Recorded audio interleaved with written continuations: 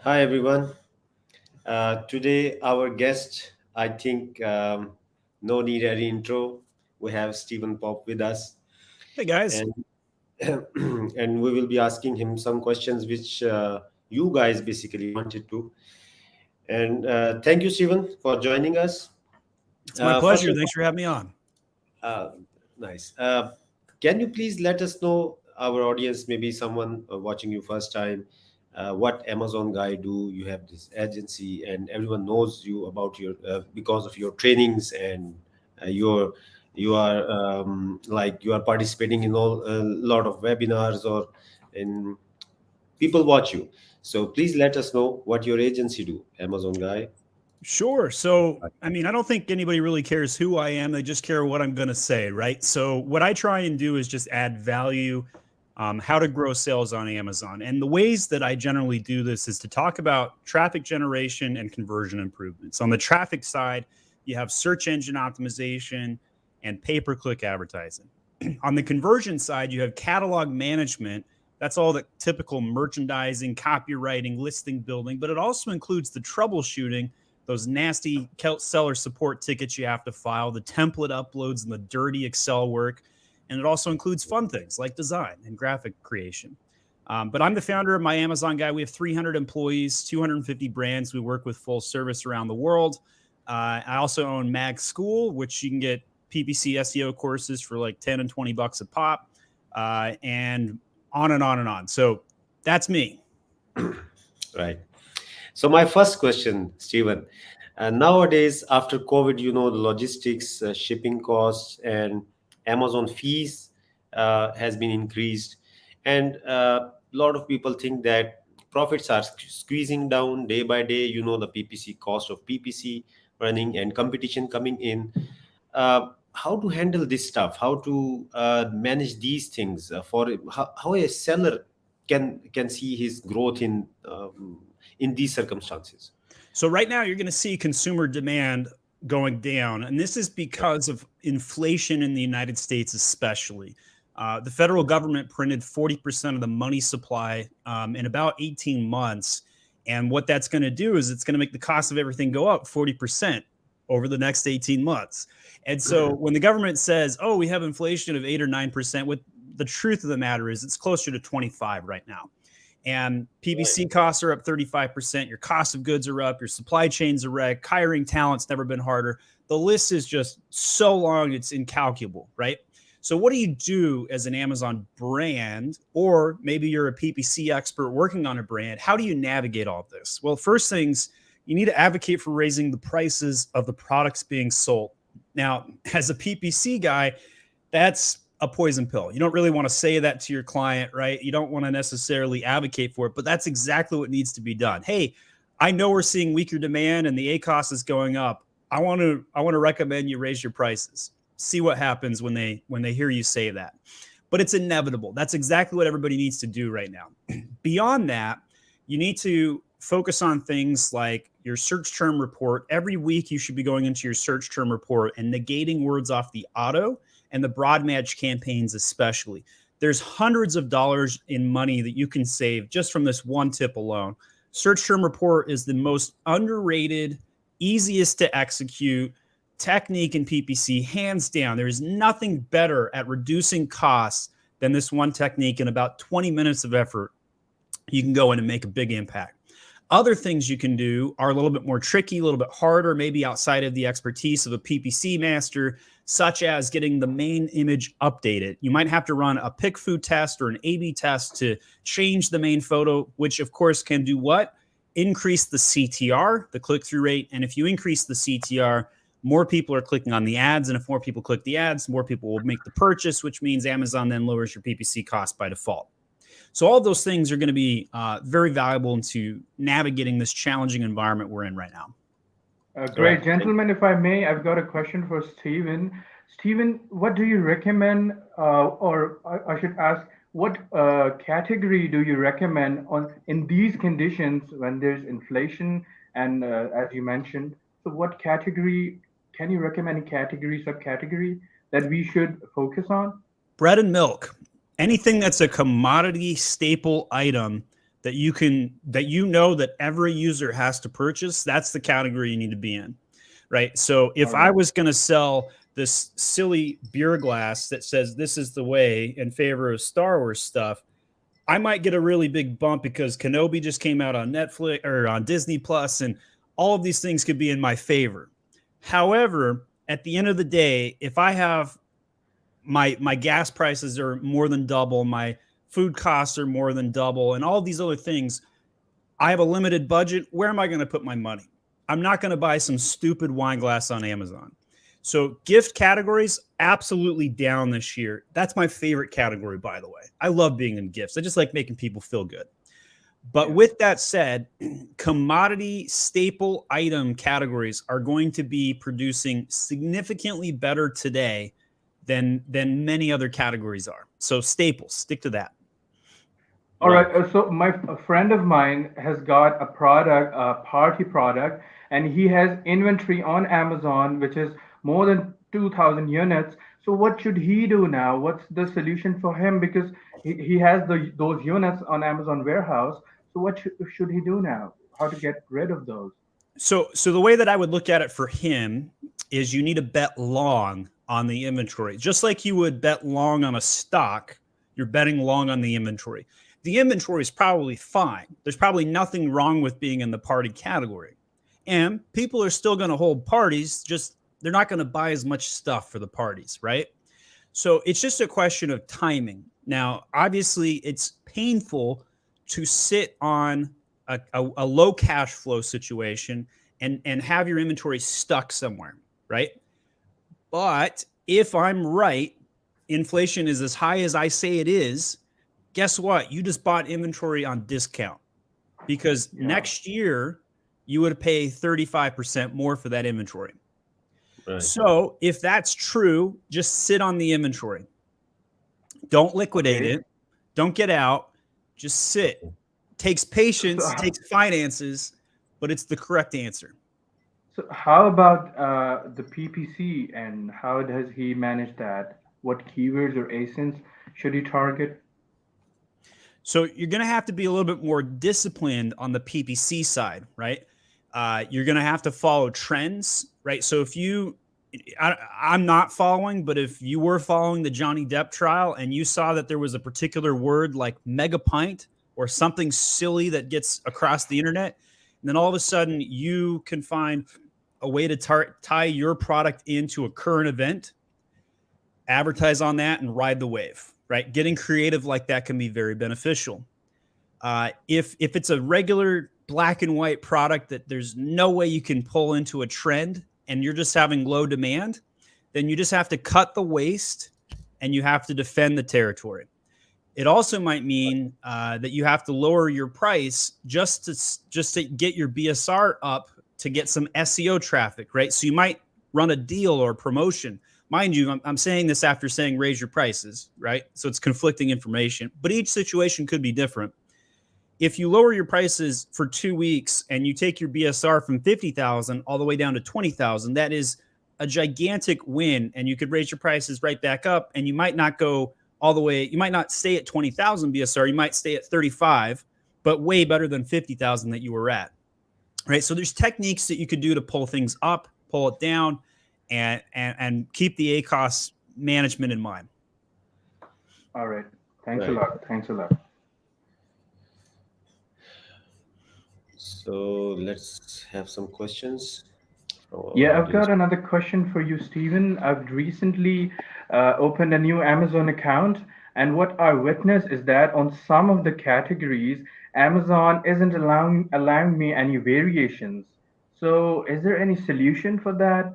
Can I do something, or should I accept it? It depends. So if we're talking toys, no variations are allowed in toys. But if you were talking grocery, home goods, or many of the other standard categories that do allow variations, it's just not allowing it on your account. That would be unusual. It's very unusual for a new account to have a restriction of that kind. And I would just ticket Amazon, file brand registry tickets, run some template uploads with full updates, make sure you're using UPCs, make sure you've loaded a brand registry account, all of that good stuff. If you're doing all those basics and you still have a problem, I would escalate that up the Amazon chain. Right. All right. Okay. So apart from the Amazon end, you are a like household name in our community plus other communities, and a lot of us have God bless taken you in Pakistan, that's for sure. and a lot of us have taken your course, the SEO and the PPC one. But can you just mention how many courses My Amazon Guy School, the Mac School offers? And I think you offer internships as well. Can you just Yep. clear me on that? Yeah, so I think we have 6 courses up on Mag School right now. One of them is built for big brands or aggregators, a reinstatement course, and then the rest of them are built for the community at large. So catalog, PPC, design, SEO, and then we also have like a one to help you get your sales back up, like a recovery sales course. That one does very well. Um, and part of what we're trying to do, I want to be the world leader in Amazon education. That's my mission, which is why we release these courses for as little as $10. And basically, we're spending more money making the content than we do make money on it, right? Like, so we're giving back the community in that sense. I know that if we do that, though, we're going to get better talent and we're going to get more clients. And so it'll come back to me, and I know that. But we have over 300 employees worldwide. We have a lot of people that are in Pakistan. We have lots of people in the Philippines. And we always are trying to take people without Amazon knowledge and teach and train them. And so if anybody's listening to this and you're interested in doing an internship, you can go to myamazonguy.com/internships or myamazonguy.com/jobs if you want to check out some of our PPC work and other things. We hire designers, PPC, all kinds of things. Anything that an agency needs to run, we're always hiring. We keep the job posts open. Now, some of our roles have become a little bit more competitive. We did fill in 125 internships since January, which is a lot. But our staffing has never been stronger because of that. And we've been able to give back to our clients. So it's been a good ride for doing that. So do you have a number of how many Pakistani people you have hired or work for you? Somewhere between 30 and 50. Right. All right. And what's the criteria if anyone wants to apply for the internship? Do you have? Can you just brief about it? Yeah. So if you go to myamazonguy.com/internships, we give everybody a culture index survey, and then we ask for like computer specs, basic stuff like that, and a resume. 80% of our hiring knocks people out before they get an interview. So it is very competitive. And then for those that get an interview, we'll talk to them and ask them about some of their Amazon aspirations, where we are trying to look for people that want to do this for a career and stay in the Amazon space. So we're kind of focused on that and growth trajectories there. But there's no particular secret on how to get the job. It's all really transparent. We have 1,000 videos on YouTube, and we talk about competency all the time. It's not, we're not hiring in all these countries because we want a diverse pool of people. We're hiring in Pakistan and many other countries because we want competent individuals. And you guys in Pakistan are some of the best at PPC in the world. And that's why we hire there. Yeah. Good. It's very we have quite nice to listen this. I think right? it has the curiosity. Okay, right. I like seeing the grins on your faces. That was great. Okay, so I have a question here.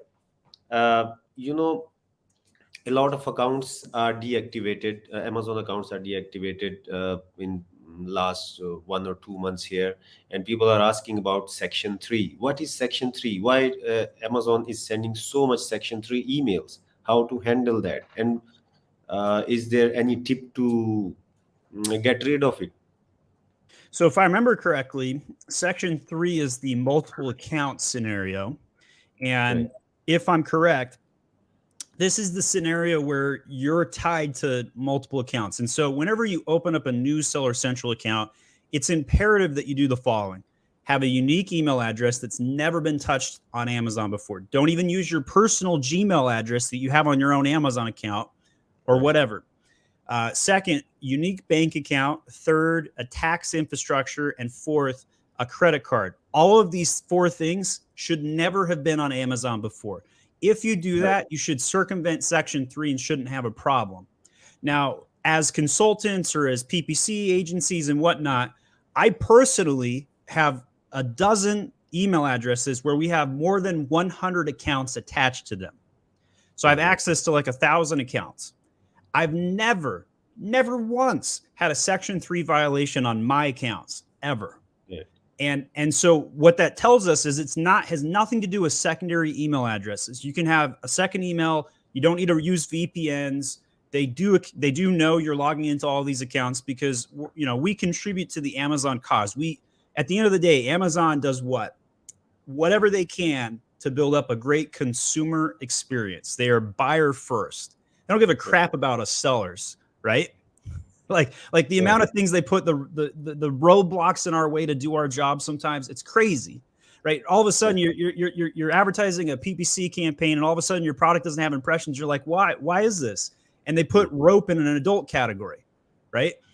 It's like, it's rope. Why is this in the adult category? Or they take down the listing, or on and on and on, right? So it's okay though that you're attached to all these different accounts. You don't need to hide that. You don't need to VPN it. That's totally fine. Now, if you read things on the internet from 4 or 5 years ago, you would hear things about having to do those, and that would have been true at that time. But today, with all the aggregators and all the brand purchasing, Section 3 is kind of not really that big of a talking point right now, unless you're violating those first 4 things we talked about: credit card, bank account, email address, and tax infrastructure. Right. Thank you. I have another question. Here, someone is asking, if someone went out of stock and due to some problems, and his inventory was late about 1 month, and during this time his ranking goes down, what he should do? Because after getting out of stock, it's quite hard to get ranking back. So It is. anything about that? So the most important rule in Amazon is what? Never go out of stock. Right. And the second rule is like the first: never go out of stock. So if you violate rule 1 and 2, you got a problem, don't you? Right. Well, here's the solution. You need to lower your price, and you need to spend heavy amounts of PPC in the 14 days that follow coming back into stock. And what you're trying to do is to rev the engine. Just like you're turning a car on that's had a dead battery, you have to turn on the ignition a little bit longer before the car engine catches up and the battery takes hold, and then the engine turns on. Right. Same idea with a PPC campaign on an item that just came back in stock. So with that in mind, I recover products all the time. But if you normally sell for $25 and you're coming back in stock after being out of stock for more than 30 days, you might have to lower down to $19.99 for 72 hours. Put in a heavy PPC push, and then raise it back to 22, and then 10 days later go back to 25. If you don't do that, you may face 1/10 of the sales that you had when you went out of stock, right? It could be that bad. It could be 10% as much as you had before. So you have to be a little bit more aggressive when products come back in stock. Also, if you have any email addresses or any external traffic to re-push it, that can be helpful. Don't do rebates, but if you have a community and a social community that you've taken care of. By the way, did you guys know that there's an ability to email Amazon customers through the brand store follows? So if they follow your store, you have permission on Amazon to send them an email. I actually have one of these tested out. I don't know if it's sent out yet. I need to check on the results, but I have a video of where I did this about 10 days ago. It's a very brand new thing. It's hard to do. You have to have lots of brand followers, so this won't work for the small mom and pop brands. But those kinds of things when you're coming back in stock could help. Right. Thank you, Stephen. One more question. You just talked about external traffic. So what is the best option for external traffic in USA? Influencers or Google ads, or what we can do best? I'm a big fan of Facebook ads right now. I think Facebook ads are a little bit cheaper because of the fight that they had with Apple. And so costs are down over there right now. So we actually do Facebook ads at my Amazon guy, my Facebook guy, if you will. And I've had a lot of success with that. Google, not so much. I think the tracking is better with Google versus Facebook using the attribution models that Amazon provides. Right. Quite frankly, I think the program at large is not very good. But if the tracking would improve, it'd be nice, right? Beyond that, I would say influencers is very difficult. It's very much like you could hire 10 influencers, have one go viral and 9 do nothing. And so if you don't hire a lot of them, then it's a crapshoot, right? Like you're shotgunning it. You don't know what you're going to get. But at the end of the day, if you think about it, when we talk about pricing and community building, if you win on price today, you will lose on price tomorrow because some other dingbat is going to come in, Chinese seller, whoever it might be, and they're going to be at a lower price than you. That's going to happen. So you can't win on price forever. So what you need to do is win on community. Build a community. And when you build that community, people will go out of their way to pay you more than Joe Schmo random other products. So that's my opinion on that. And there's lots of ways you can build community, whether it's through social posts, through brand follows. But one of the funniest aspects I like to talk about is your customer avatar, right? And so I have a famous video where I talked about how if your customer avatar was a 3-time divorced truck driver, you would know how to market that guy. You would know that they have hygiene issues and that they can't date very well and they're on the go and they're traveling all the time. Well, if you knew that the top 10 problems of a truck driver were A, B, C, D, and you built a community on solving those 10 problems, and then you happen to sell, something that helps truck drivers, your community will sell itself. Every brand, at the end of the day, I think Gary Vee is pretty famous for saying this. After all is said and done, 10 years from now, the only thing you will have left is brand. And I believe the best way to do that is through community building. Right. Thank you so much. Thank you. So I've got some questions on Amazon PPC and a lot of them. And one of them is, Stephen, how does Stephen Pope launch a product with Amazon PPC? So how do you look at it? How do you launch a product? So I will spend $2,000 or $3,000 USD on launching a product on average in the first 3 weeks. And I'm going to go in there and I'm going to be really aggressive. I'm going to collect a bunch of data.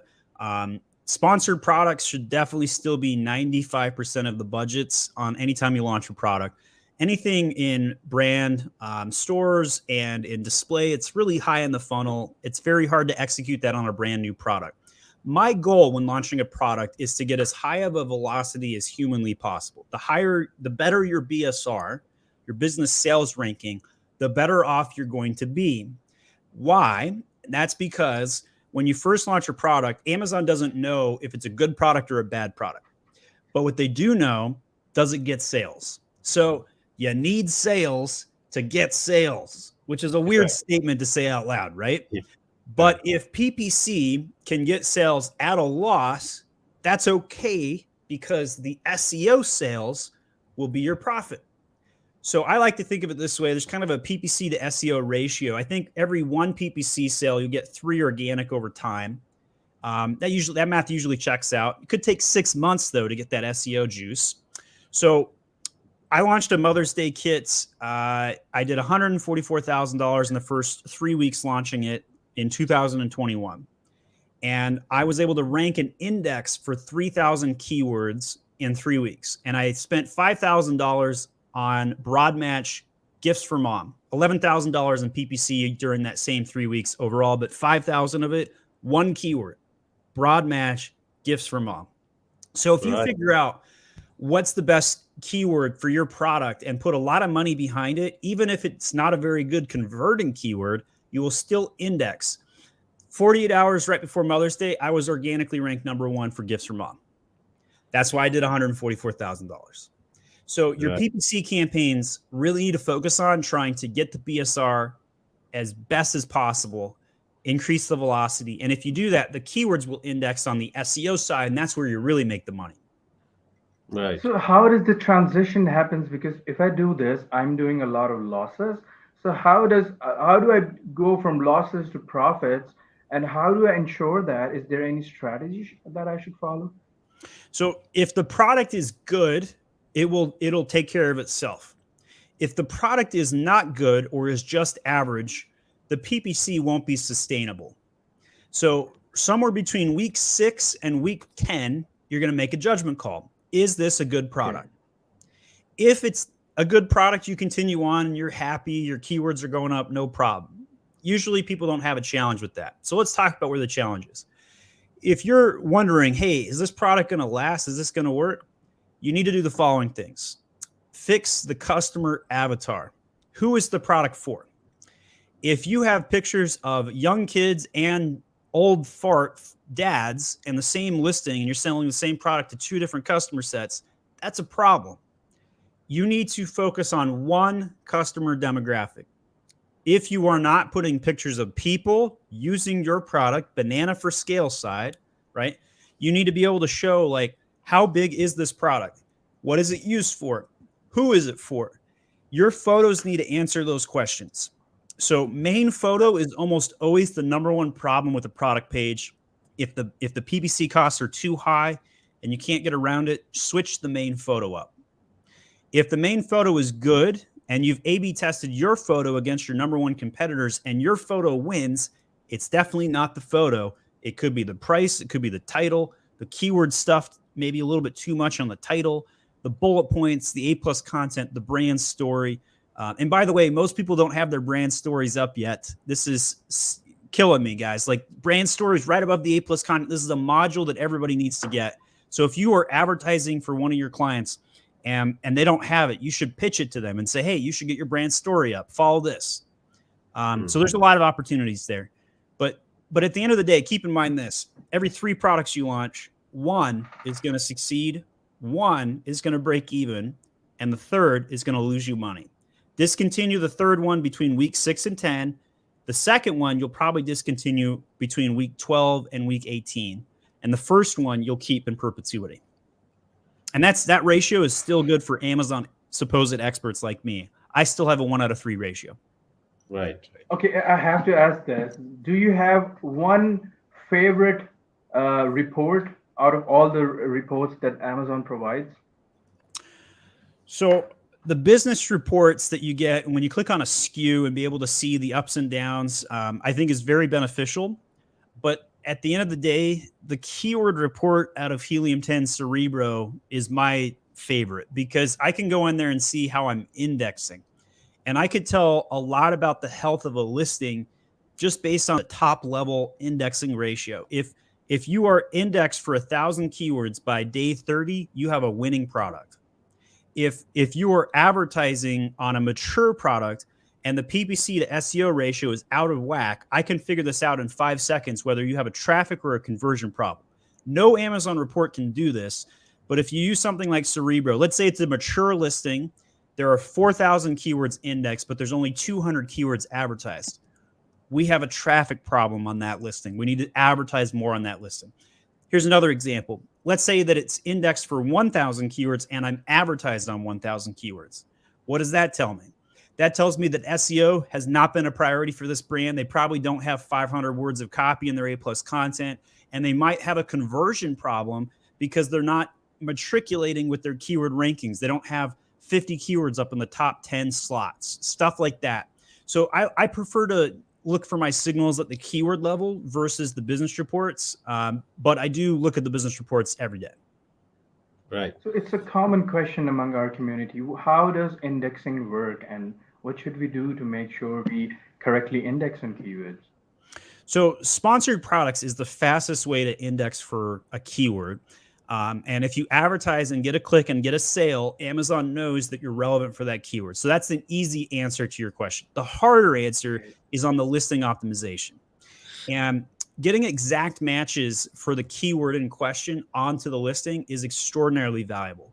So making sure that if I have a product that's for gifts for mom, having the phrase gifts for mom right in the front of the title will be very beneficial.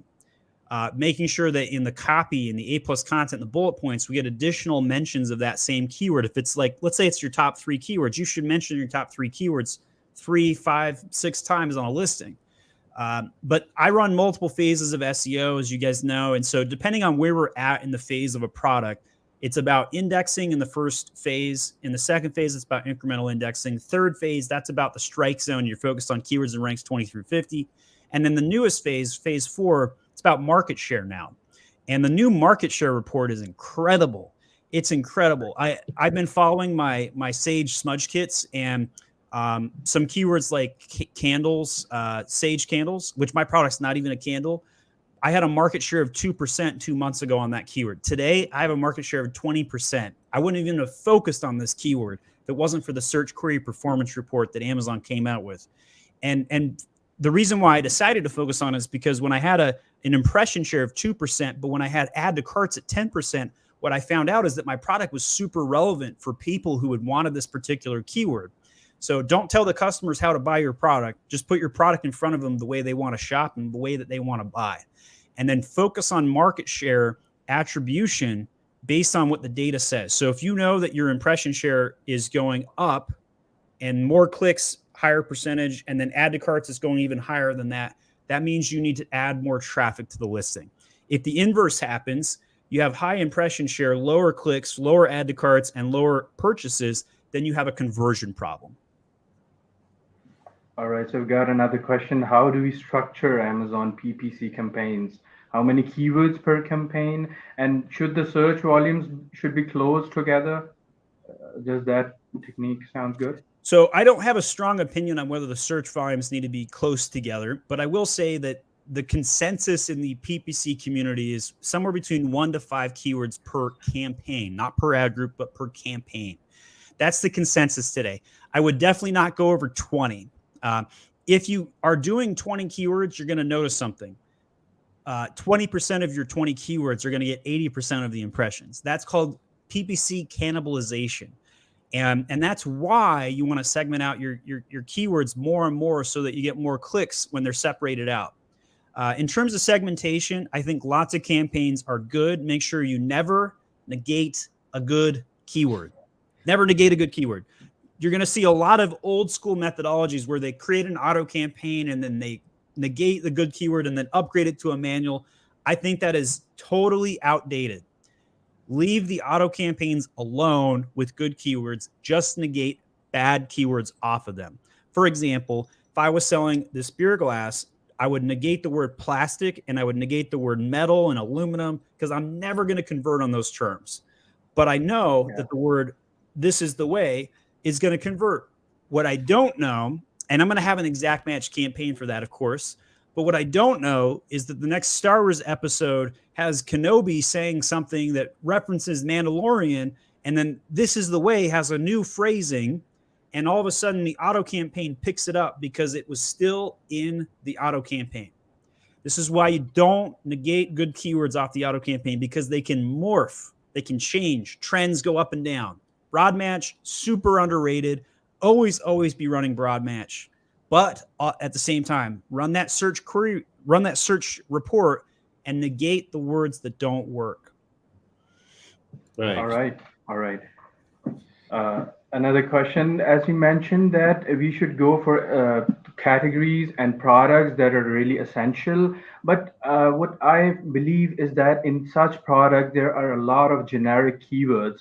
So do you have any product targeting tips for us? Because if we want to do that. I mean, at the end of the day, stick to products that you understand and use the data to support the products that you understand. So yes, I did advocate for going for staples and generic keywords, and it's hard to narrow down into the niches, right? The farther niche your product becomes, the better and easier it is to win the niche because your competition is less. There's less competitors at large to begin with, right?